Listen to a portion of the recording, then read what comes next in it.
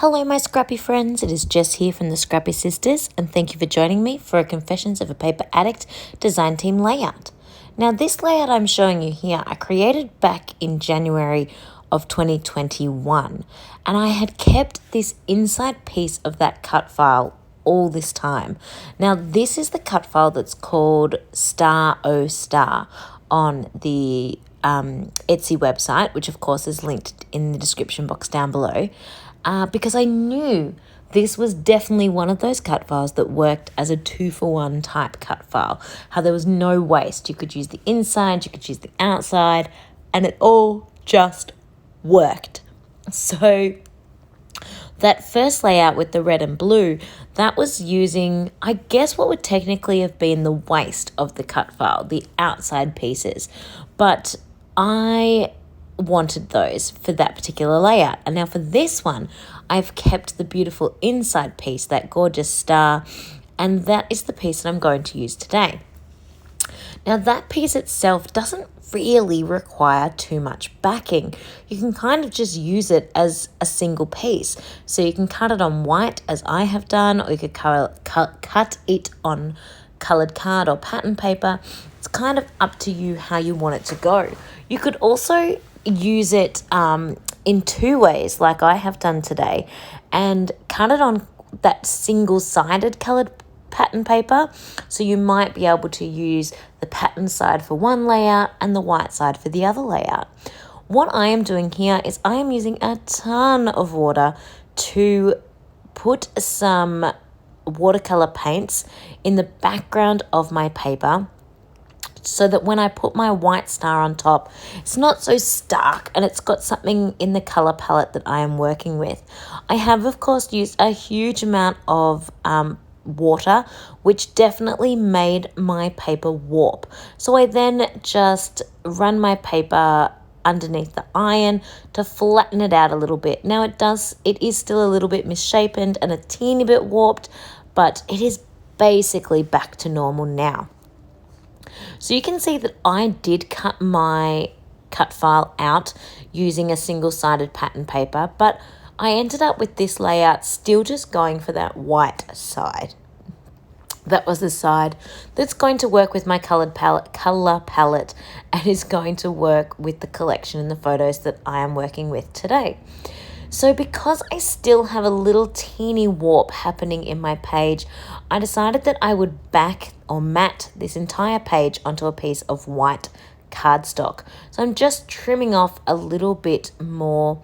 The other good thing about trimming this off is it means that I'm able to even up where I've placed the star. I tried so carefully to keep the star in the center, and it still ended up a little bit off center, especially when you're looking down at the photo. It was a little bit off to the left. So this meant I was able to cut some of that extra paper off on the right-hand side and definitely make it a little bit more centered on the page. So now I'm going to mat this whole entire sheet onto a piece of white cardstock. And I did get a few little crinkles when I was trying to mat this down because it didn't want to go on perfectly, but that's okay. So just popping that on now.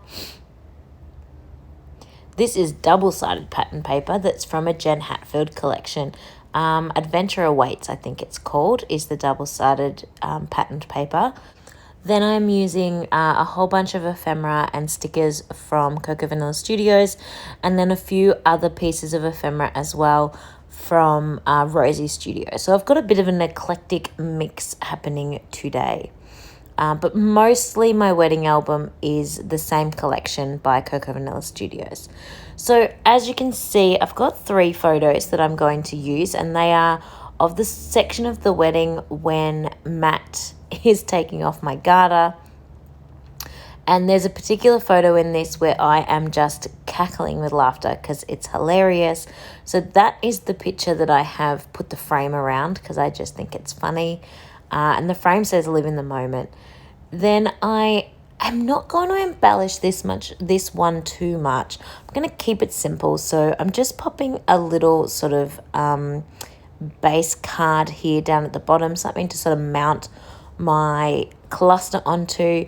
But even this, when I call it a cluster, it's actually going to be a whole bunch of words, just a whole bunch of phrases that I think just help sort of sum up the sentiment of what's happening in the photos here. So that says amazing. So we've got live in the moment on the frame. We've got this green one that says amazing. This is from the sticker sheet, and it says too funny. And then I decided that I needed more, so I'm actually going to grab another one as well off the sticker sheet too, because I think it just needs it. Then I'm popping up my next cluster up here in this top corner, and that's going to be a super simple cluster with one of the sticker sheets and then one of the beautiful flare that comes in the Cocoa Vanilla Studios collection. So just a reminder, don't forget to check that description box down below. You will, of course, find a direct link to the Etsy shop where there's over 1,000 cut files in there, one for everything you could possibly think of, as well as the direct link to this particular cut file, your 2-for-1 cut file, I call it.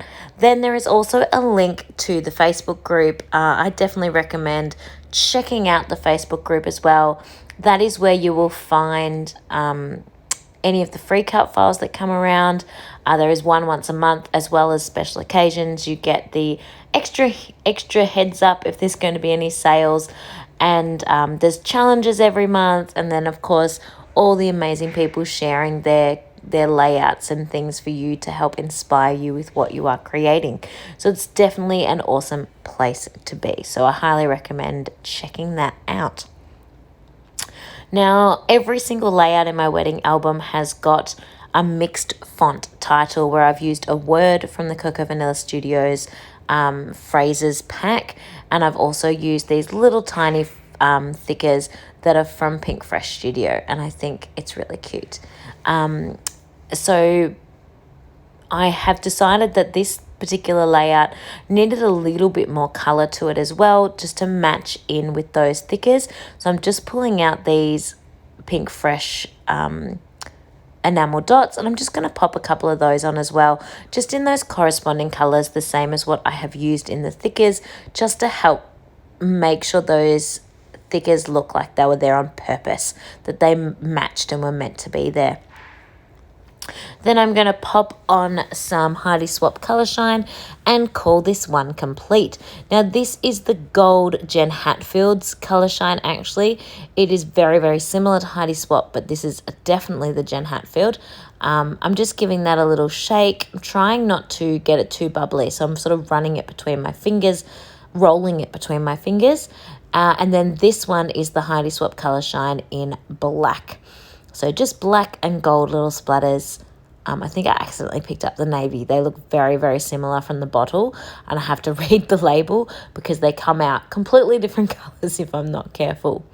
So here is my finished masterpiece. I hope you have enjoyed watching this layout. I had a lot of fun making it, and I'm so proud that I finally got to use the second half of this cut file. I love me such a versatile cut file. Thank you so much for watching, and I'll see you all next time. Bye everyone.